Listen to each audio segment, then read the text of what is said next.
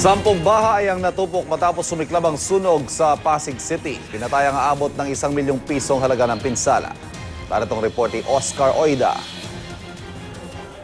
Ang video na ito, kuha mula sa tuktok ng isang gusali habang nilalamon ng apoy ang mga kalapit na bahay sa Callejo 9 Martin Compound sa May Bunga, Pasig. Ayon sa kumuha ng video na si Marvin Tokmo, 1:30 raw ng madaling araw nang makarinig siya ng mga nagsisigawan. Kasunod dito, nakita na raw niyang nasusunog na ang mga bahay malapit sa kanila. Pagkakit ko doon sa rooftop, malakas na yung apoy.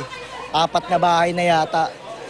Tapos dire-diretso lang siya hanggang sa may nagdatingan ng mga bombero. Tumagal din ng 1 oras ang pakikipaglaban ng mga bombero sa sunog na umabot sa 2nd alarma. 10 bahay ang natupok sa insidente. Base sa investigasyon, sa bahay ng isang Erlinda Legaspi raw, nagsimula ang apoy. Inaalam pa ang sanhi ng sunog, pero isa raw sa posibleng dahilan ay ang mga dekuryenteng kasangkapan.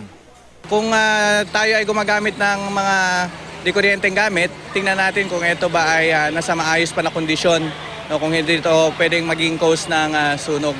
Kung tayo naman gumagamit ng mga other source of illumination in the absence of ng tulad ng mga appliances natin, tiyakin natin na nasa tamang lalagyan.